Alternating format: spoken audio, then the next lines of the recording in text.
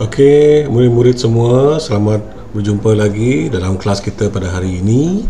Okey, hari ini merupakan hari Khamis. Okey, untuk mata pelajaran reka bentuk dan teknologi kita akan belajar tentang unit yang baru, iaitu unit 3, iaitu reka bentuk pengaturcaraan. Okey, kita akan belajar tentang asas reka bentuk pengaturcaraan.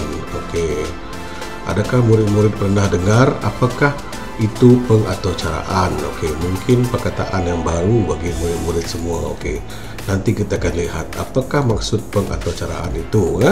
Sebelum itu, mari kita pergi ke slide seterusnya, iaitu kita lihat dulu standard kandungan 6.3 asas reka bentuk pengaturcaraan.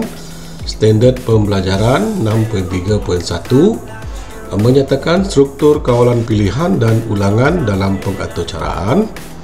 6.3.2 menghuraikan struktur kawalan pilihan dan ulangan dalam algoritma. Okey, mungkin algoritma juga merupakan satu perkataan yang baru bagi murid-murid. Okey, nanti kita lihat apakah maksud semua perkataan itu. Okey, pengaturcaraan. Apakah maksud pengaturcaraan? Ialah set arahan yang terdapat dalam peralatan elektronik dan set kelakuan dalam peralatan elektronik. Okey, ini adalah maksud pengaturcaraan. Okey, sebelum kita pergi lebih lanjut lagi, cikgu nak kamu semua kita saksikan dulu video ini.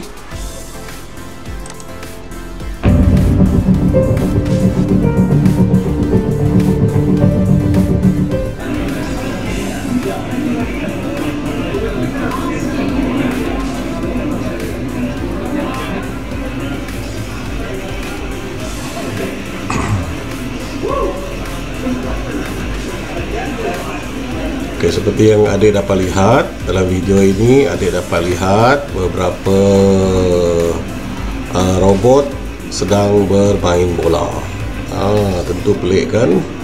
Okey. Okey, robot itu telah dicipta oleh beberapa orang yang pakar tentang robotik. Okey, mereka telah mencipta beberapa buah robot untuk mereka uji. Tengok mereka sedang bermain bola. Tengok, dapatkah robot itu bermain bola? Okey, robot itu sedang berjalan. Macam mana dia berjalan? Macam mana dia dapat berjalan dan menendang bola tu? Okey, perhatikan seterusnya apa yang berlaku. Tengok, nampak tak robot tu jatuh? Tengok apa dia buat. Tengok apa robot jatuh tu buat. Robot tu dapat naik semula. Jatuh lagi. Tengok apa dia buat. Dia dapat naik semula. Okey, maafkan cikgu. Okey, dia dapat naik semula.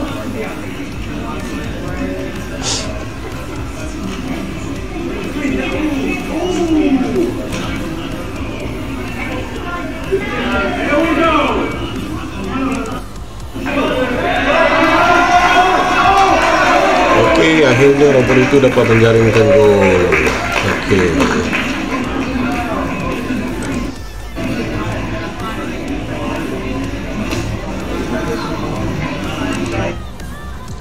Okey, murid-murid semua sudah lihat video itu tadi.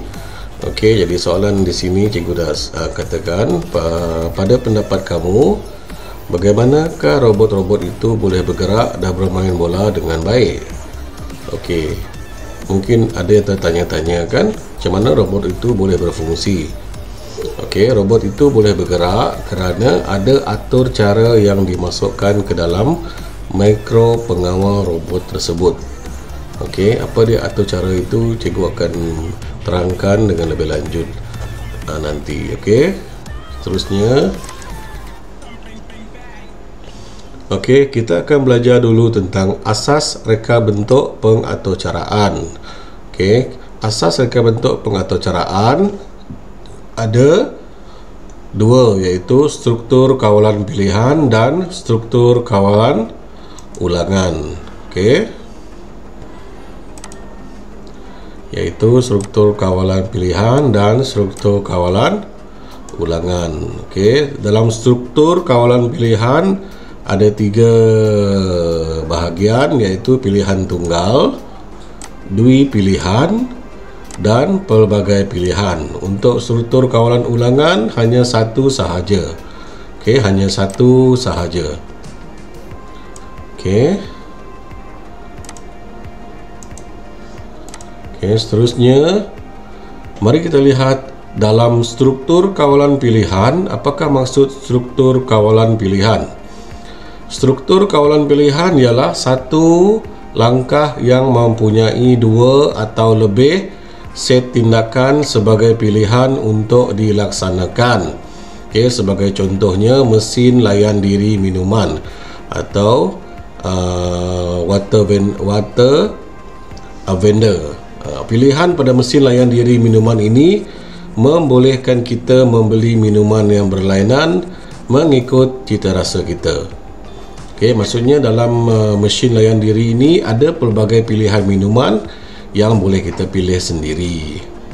Okey, murid-murid, seterusnya. Okey, seterusnya struktur kawalan ulangan. Apakah yang dimaksudkan dengan struktur kawalan ulangan? Ialah mempunyai satu set tindakan yang sentiasa berulang sehingga syarat tersebut dipenuhi. Walaupun banyak jenis kawalan ulangan, kita akan mempelajari tentang kawalan jenis selagi ataupun while sahaja. Okey. Okey, di sini ada 2 contoh. Okey, contoh yang pertama ialah lampu isyarat. Okey, lampu isyarat menggunakan sistem kawalan ulangan. Sistem kawalan ulangan menjadikan lampu isyarat bertukar-tukar warna pada tempoh masa tertentu dan membolehkan pejalan kaki melintas dengan selamatnya. Okey. Jadi, lampu isyarat ini nanti akan bertukar warna pada masa tertentu untuk membolehkan kita pejalan kaki melintas jalan dan seterusnya membolehkan kereta dapat berjalan dengan lancar. Okey, seterusnya contoh yang kedua sistem kawalan ulangan ialah lampu kecemasan van ambulan dan bunyi siren van ambulan. Okey, mari kita lihat di sini. Okey.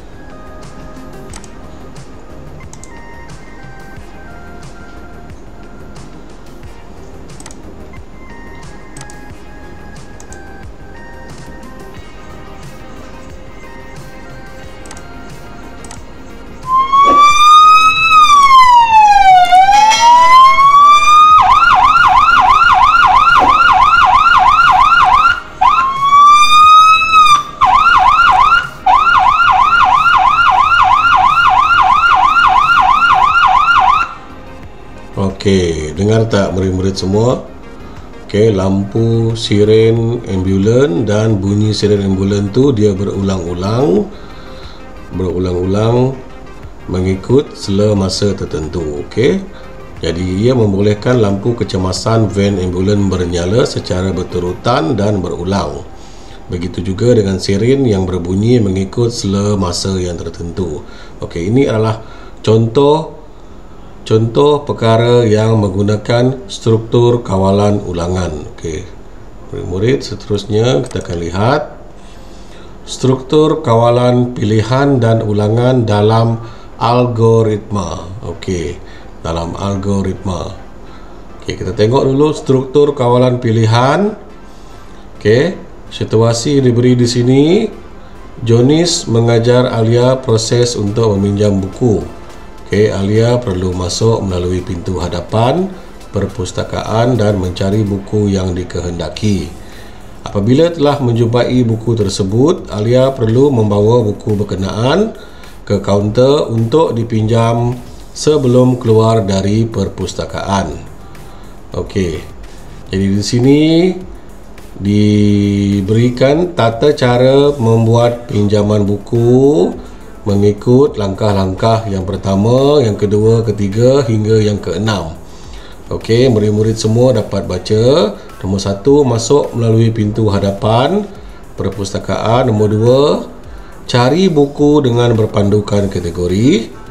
Nombor 3, bawa buku ke kaunter pinjaman.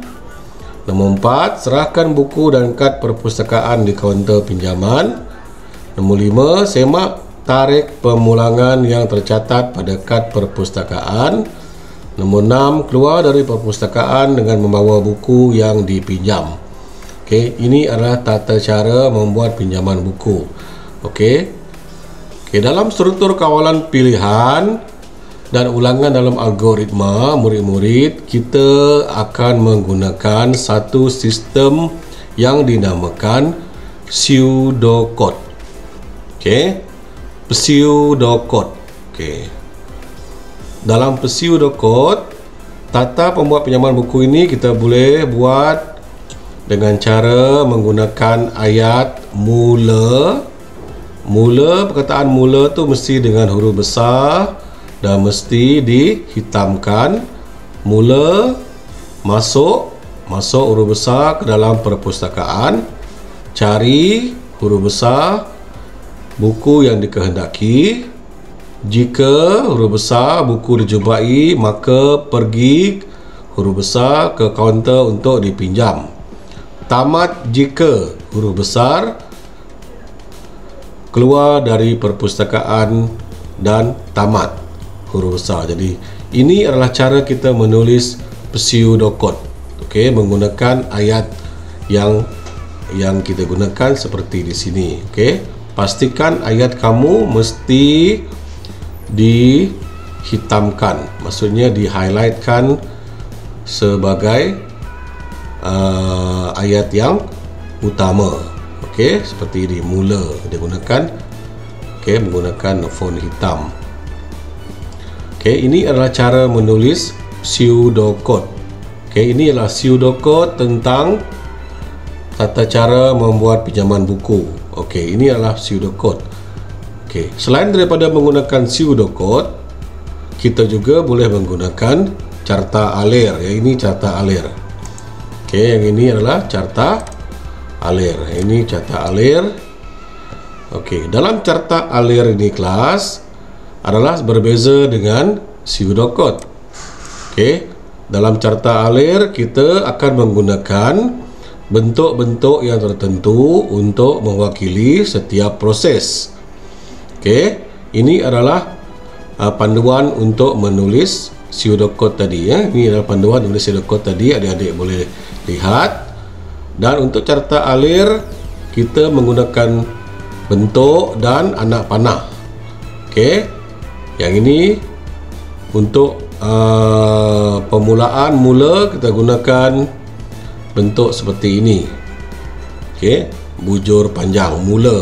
Lepas tu anak panah ke bawah kita gunakan segi empat tepat masuk ke perpustakaan. Okey, lepas tu anak panah cari buku, sama juga gunakan segi empat tepat. Anak panah ke bawah kita gunakan ni segi empat sama ni. Okey, jumpa buku yang dikehendaki. Kalau ya anak panah, kalau ya anak panah. Kalau jumpa buku yang dikehendaki, pinjam buku di kaunter pinjaman, terus pergi ke kaunter. Okey, kalau tidak jumpa, keluar dari perpustakaan dan tamat. Okey, juga kalau jumpa tadi, pinjam buku di kaunter, lepas tu keluar dari perpustakaan dan tamat. Okey, ini merupakan carta alir. Okey, ini lebih kepada bagaimana proses kita daripada proses pertama hingga proses yang terakhir. Okey, secara satu persatu merupakan menggunakan carta alir. Okey, untuk memudahkan lagi pemahaman murid-murid semua. Okey, seterusnya struktur kawalan ulangan dalam algoritma. Okey, situasi di sini, ini situasi cikgu ambil daripada buku teks RBT tahun 5 ya. Murid-murid boleh rujuk buku teks kamu semua.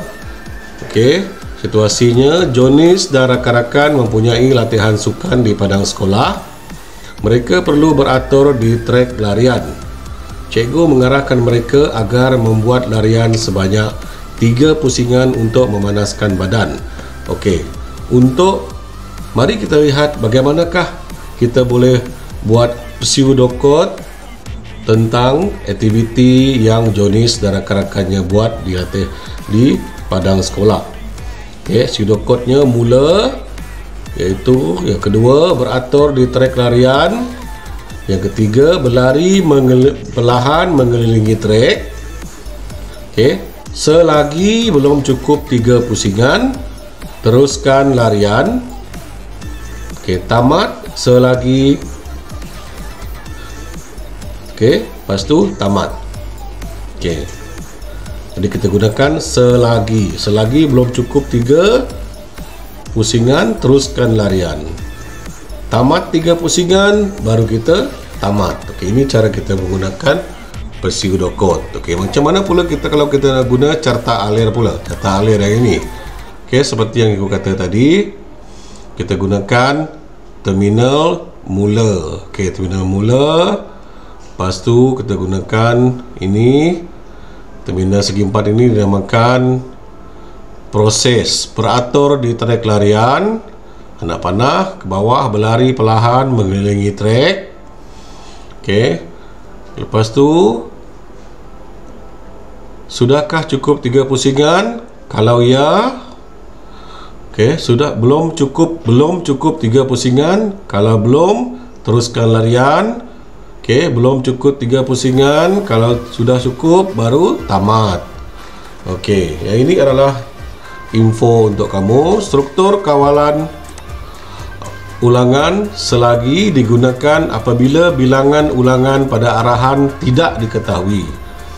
Okey, yang ini merupakan simbol yang kita guna dalam carta alir. Okey, tengok simbol ini. Simbol ini tadi merupakan nama dia terminal mula atau tamat. Fungsinya kita boleh gunakan untuk permulaan atau penamat suatu carta alir. Yang ini kita gunakan untuk input atau output. Fungsinya membaca input atau memaparkan output. Okey, seterusnya fungsi ini segi empat tepat yang besar. Ini adalah namanya proses. Okey, fungsinya arahan untuk memproses input. Yang ini pula simbolnya adalah syarat. Ini fungsinya menguji syarat. Lepas tu anak panah merupakan untuk aliran aktiviti, menunjukkan aliran aktiviti yang sedang dijalankan. Okey, murid-murid semua. Okey. Jadi untuk kelas kita pada hari ini sahaja untuk kelas kita pada hari ini. Kita telah mempelajari asas reka bentuk pengataucaraan. Sebelum kita pergi kepada bagaimanakah robot boleh berfungsi, kita perlu tahu dulu asas dia. Okey, jadi untuk kelas cikgu yang seterusnya nanti baru cikgu akan tunjukkan bagaimanakah sebuah robot itu boleh berfungsi dengan baik menggunakan atur cara yang kita telah belajar dalam asas reka bentuk pengataucaraan ini. Okey, jadi untuk mata pelajaran cikgu untuk hari ini, cikgu rasa setakat ini sahaja. Okey, untuk latihan dia klik di sini. Okey, sini ada satu latihan. Okey, cikgu ambil daripada buku teks muka surah 45. Kau boleh rujuk buku teks muka surah 45 dan cikgu nak kamu isi buat pseudocode tentang situasi Amir ingin menolong ayahnya memindahkan anak pokok ke dalam pasu. Okey. Seterusnya latihan yang kedua kita buat carta alir. Okey, yang ini pilih dalam peta ini pilihan jawapan kamu. Okey, lepas tu juga sama juga dengan latihan yang ketiga. Ini adalah struktur kawalan ulangan. Yang ini pilih di sini pilihan jawapan kamu. Okey kelas. Okey, cikgu harap kamu boleh buat latihan dengan baik dan cikgu harap kamu boleh faham dengan baik. Jika tak faham boleh rujuk buku teks atau jika tak faham boleh mesej dengan cikgu sendiri. Okey, murid-murid semua. Okey, cikgu rasa setakat ini saja untuk mata pelajaran kita untuk hari ini. Okey, semoga kita bertemu lagi dalam kelas yang berikutnya. Okey, murid-murid. Okey. Bye.